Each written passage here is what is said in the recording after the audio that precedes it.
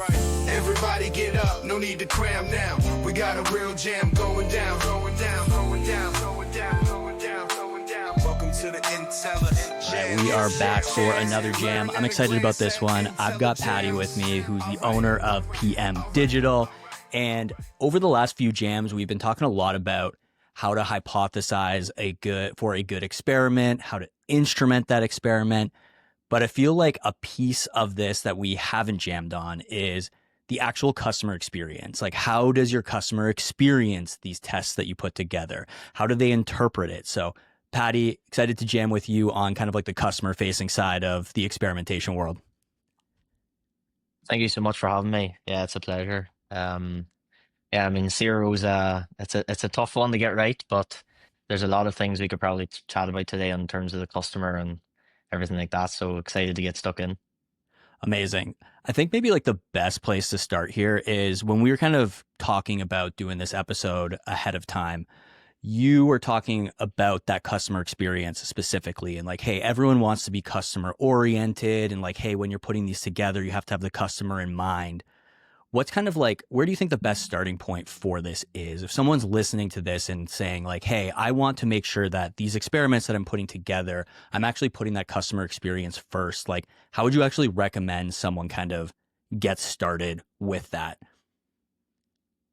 Yeah, great question. I mean, brands kind of ask this all the time to us. And one thing I think they all don't do well is research. And I always say CRO 101 is customer research. So we always tell them, okay, your brand is very specific and you serve a very specific type of customer.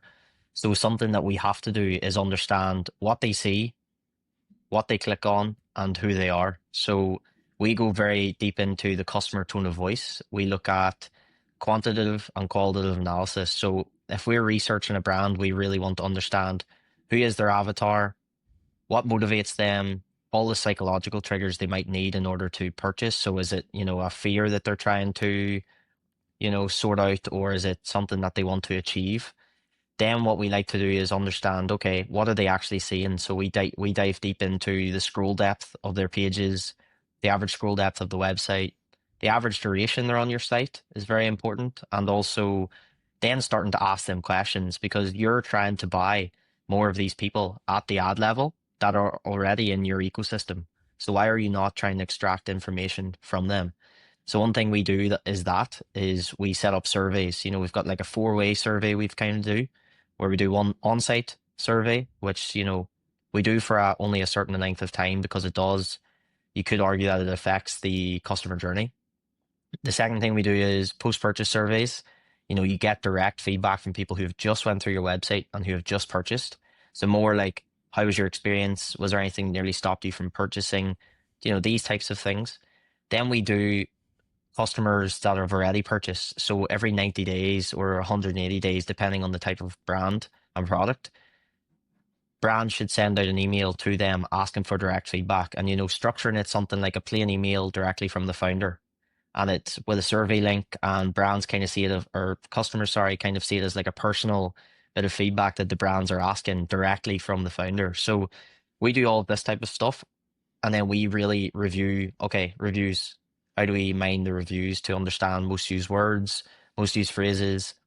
And then we dive deep into like your survey answers once we get them, alongside what data do they have that's working at the ad level. And I think that's like, if I was to give anyone the CRO 101, it is do all of these things first before you worry about the fancy analytics and all the numbers and everything, because nobody's really trained in that, but any brand could learn stuff just simply by asking their customers more questions. So just kind of like what's on the top of your hat there. So that's exactly how we kind of look at it. I have worn this hat on many of these podcasts so far, but I don't think I've actually explained it. I used to have a podcast called Customer Hat, and that was the whole premise was like, hey, stop thinking like a brand owner, start thinking like a customer. Like, it's important to put that customer hat on every once in a while and think like your customers do. And I think that was that's all great advice. Like, I wrote down that kind of framework you were talking about at the beginning is like, hey, what did they see? What do they click, and like, who are they? And you hit on motivations, you hit on like fears, like who are they? What do they want? What do they want to achieve? And I love these surveys, like on-site surveys, post-purchase surveys, the 90-day surveys. These are going to help you like understand that experience. The mining the reviews, is there any other kind of advice you have for someone listening to this? Like, hey, if we're in this like customer research phase before we're actually going to go kind of instrument the experiments, how would you recommend figuring out like what those motivations and fears are? Does that happen in the surveys, or are the surveys more for the kind of like, what are they seeing? What are they clicking? How did things happen on the site? Or do you try to collect that information in those surveys as well? Yeah, I mean, that's a great question. What we usually do is we like to look at a market research. You know, you've got to understand the sector you're in and the niche, or the niches, as some people call it. So you've got to really understand what's the average mindset of that type of customer. Who is it that you're really trying to target? And then you've got to dive into the reviews and the surveys.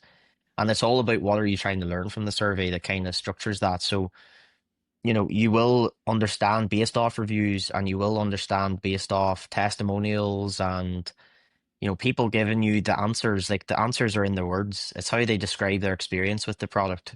Do any of them describe the outcomes? Do any of them describe what they were like before versus after? And obviously, this is very much situated to the type of product that they sell. So clothing is more of a feeling that you're trying to sell. You know, you're trying to sell that, you know, I put this t-shirt on and I feel really confident. I can walk a bit better in the rooms. You know, you're trying to sell more of a feeling. Whereas, are we trying to solve hair loss?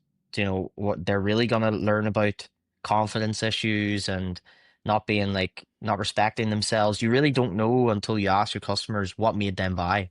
Do you know? So it's all about what you're trying to say to them on those surveys. And then something that we always look at as well, which I think kind of goes unnoticed, is like what wins at the ad level. Who was in the creative? What are they saying? What are they showing within that? What's the copywriting within the ad?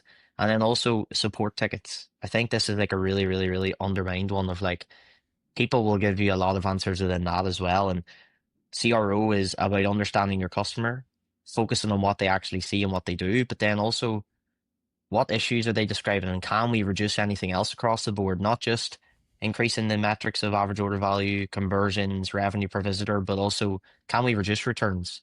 Because that's a big focus for us when it comes to clothing and these types of brands. So I think it's a very much definitely a vast service, but you know, they're the type of things that we kind of try to look at.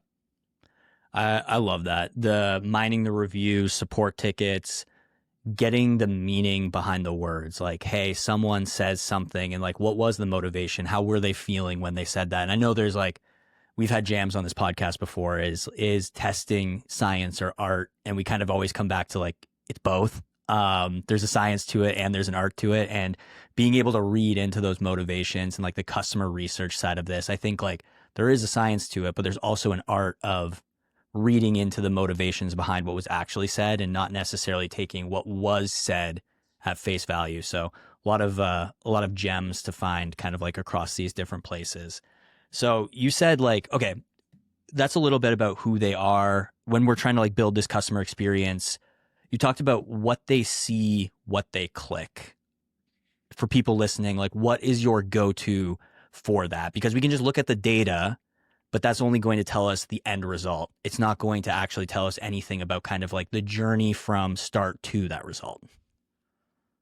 Yeah, and this is kind of where it does get, you know, a wee bit of experience does help for sure. But we tend to look at heat maps and scroll maps primarily for this type of thing. So, for example, we use a software, heatmap.com usually, or you can use Clarity or any of these softwares. But you want to understand, okay, where are they landing from, first of all? So this is why the ad really matters. Okay, so they're coming from this ad and they're landing to this page. If you just click from that ad to this page, does that even make sense to you? Yep. So that's exactly what you're seeing. So we always say to brands, you know, got this from a mentor of mine, but load your website. After 3 seconds, you should be able to tell me what your main, you know, unique selling points are, why I should buy from you and not a competitor, because there is a lot of other brands that do exactly what you're selling if you really be honest about it. So how do you stand out in a busy market? And if people are landing from an ad and then the angle of messaging has nothing to do with what they've just landed on post click, there's a massive issue there. So we always look at, okay, let's go to that product page. Let's look at the heat maps. You know, 99% of people are seeing exactly what's on the first scroll. but what are they clicking on? And then how many people are actually seeing like the second scroll, the second or third section? And there's a lot of studies that have come out now that I have on a slideshow 4 different heat maps from 4 different brands of all different AOVs. $30, $90, $500, and then just like a standard brand of maybe 60, 70. And every single one of them have the same heat map clicks on the product images, the same heat map clicks on the product titles, the reviews. Then obviously you have the buttons that they need to hit. So what sizing are they? What variant do they select? What color? All of these things you can really pull data from. And then the last two, which are the main two that I think people neglect, is your search bar and your navigation banner, all on mobile. And there's a trend across CRO when it comes to that sort of thing, and it's clear. So what we do internally is we have principles of our program, and this is now what we follow, is we look at these areas that really matter. Do you know, not the About Us page or, the last section of a PDP. It's like focus on what your customers actually see and start there. And that's the key of it all. That is literally the key. And we always say, treat product images like they are website sections. If there's something that people have an objection to, they have a fear of, they have a question on, create a product image answering that exact thing. It's as simple as that. Then when they get to the next section, it's like, okay, how can we use Heatmap to suggest testing? Well, it's based off what are they clicking the most? Let's make that first. So if it's a variant, let's make that variant first. If it's a size, maybe that size is auto-selected. And then things like this, when it comes to nutrition, if it comes to supplements, clothing and apparel, or like tech, we always break it up into those three niches, because that's kind of how you can, categorize brands really. Supplements and consumables and anything that you apply is more on the nutritional facts. They want to know the outcomes. They want to know what's in the product, where it's made. These are things that you can put up at the top. These are things that people will want to know. Clothing, biggest thing about clothing is returns policies. They have such a high return rate, which makes their businesses much harder. So that's something that we try to attack straight away. What's your size guide like? Is it actually readable? Does it help them actually choose their product? Does it help them with their psychological thing of just trusting the brand? Because, oh, well, this person looks like me. They're about the same height because you've told them, and they wear a medium. So I'm going to choose a medium. And then the last thing is tech. Okay, so what's the features of it? Is it waterproof? What's the lifetime of it? And all of these things. And you can be very creative with all of that. Stems from who's your customer and what do they see and what do they click. And when you know them things, you can really structure your testing to fit the mold of your customer without looking at any numbers. And I guarantee you will get winners just based off that alone. I love all of this, like having a good the customer research, having a good understanding of this, understanding what they do when they land there. So at the beginning of this, I talked a bit about like, hey, on this podcast, we've jammed a lot recently on like the instrumentation of an experiment and like, hey, what were the results of this? And here now we're talking more about like the customer experience and like the customer kind of psychology of things. So one thing you said there is like, look at the ad they clicked from. So like, hey, they're coming into this experience. I think that connection between like the ad and a landing page can be said about kind of like any experiment really. Is like, say I put together a offer experiment and I want to try like a gift card as a motivator versus a percentage off versus a free gift, is like the understanding what I'm getting and then like being able to see and experience that on the site. Like, any tips for anyone kind of like instrumenting those experiments to make sure that you have the right customer experience in place? Because I've personally seen some people try to put like an offer experiment together like that, but there's not enough on the page, to your point, to make sure like, hey, you came in on this ad saying you get a free whatever with purchase, like making sure that they actually are being reminded of that offer or that incentive as they like travel through the experience. Yeah, well, I guess it's kind of like marketing in general, isn't it? Where it's got to make sense. First of all, there's got to be congruency. That's like a thing that a lot of e-commerce brands get wrong, is they get so caught up on changing everything all the time that there's zero congruency. And that comes from congruency of messaging and congruency of offer. Congruency of pricing, shipping, all of these things have to be congruent. And then back to my point, it's all aligned to your customers. So if we're testing an offer at the ad level, If they click and see, well, buy one, get one free, and then they click to the website and it's, 20% off and no mention of buy one, get one free, then it's the exact same, it's the exact same thing as clicking from a messaging talking about, suffering from anxiety, and then they land and it's all about like improving confidence. Like they're two completely separate things, they might be related in some extent, but they're not they're not the reason that they clicked. So something as simple as that, and it comes back to my point at the start, fundamentals are what we base CRO off. And if you keep all of these fundamentals with all of your decisions, then you can't get too crazy on swapping and switching ideas and doing everything like this. So one thing that we do, and if you break down what I just said at the start, focus on what they see. They all see the hero section that they land on. They all see that top one or two sections. So if you're testing the offer, make sure that you show it at the start or mention it, even if you want to keep it more hero landing page focused, still mention the offer within that while not losing the message that you're trying to avoid or trying to deliver. So, it's all very, very similar. It's just about changing how you actually approach it. Yep.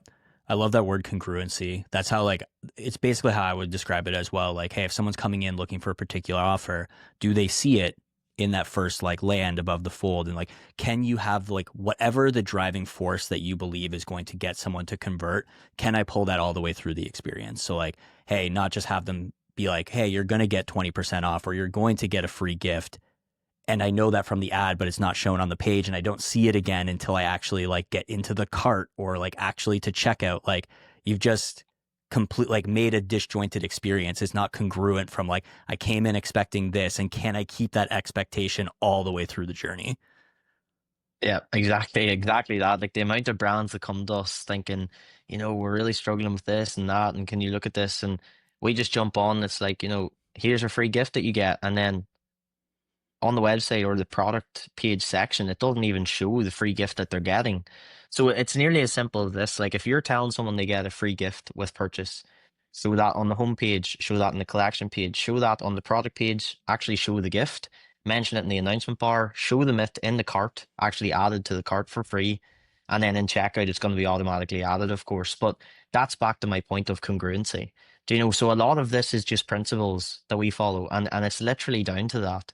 So it's just based off us doing a lot of research in this topic and in this field of it all sounds like bells and whistles and it's all a bit of bravado of what's being given in terms of knowledge. But if you just stuck to those principles that we've talked about in this entire chat, then you will probably get more wins than you ever would diving deep into, how do we improve the click-through rate of this and all of these deep metrics that you do need to get to at some stage, but a lot of brands need to focus on the fundamentals first before they focus on that.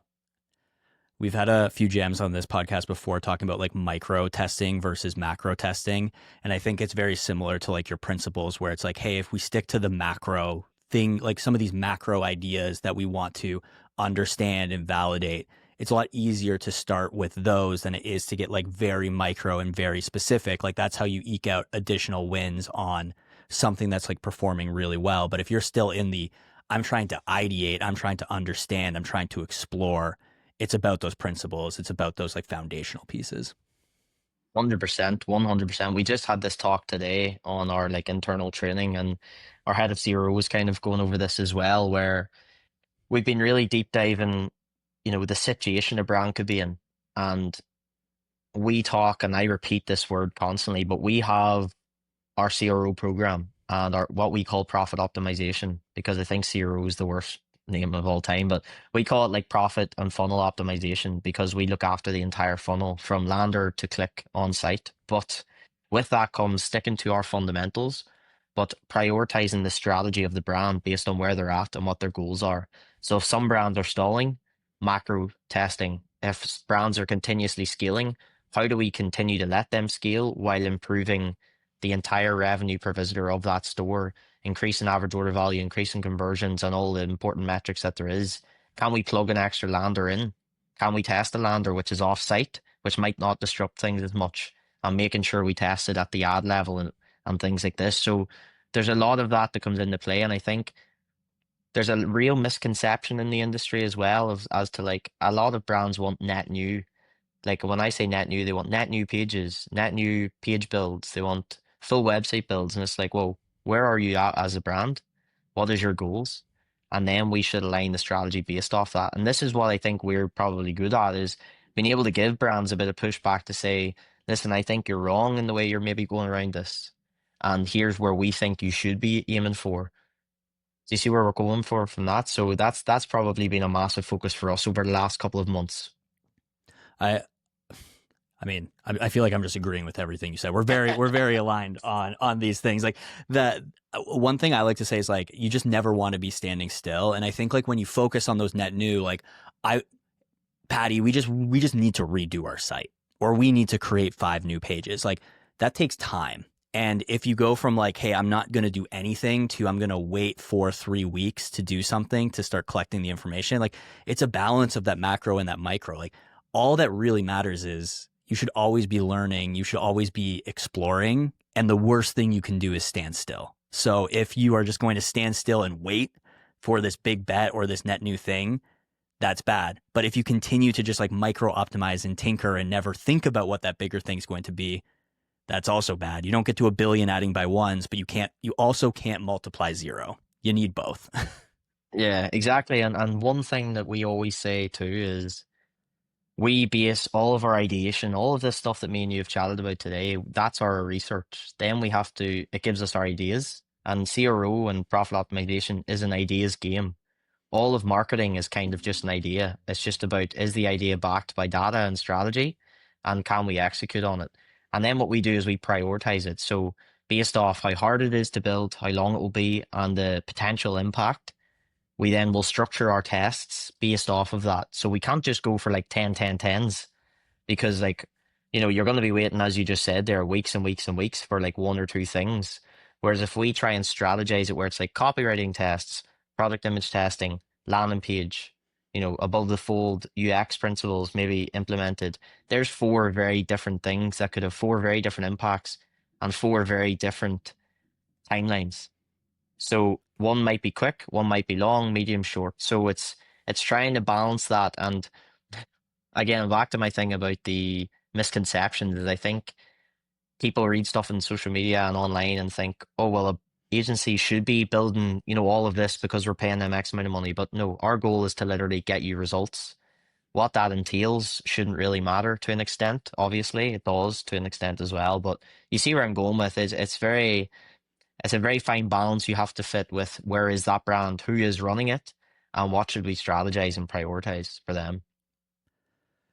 I think this is probably a good spot to end things off. But if I had to kind of summarize what we were talking about today, it's like build on principle, focus on congruency, make sure you have that customer research ahead of time. That the groundwork that you do ahead of facilitating these experiments is going to pay dividends. Like you said, it's an ideas game.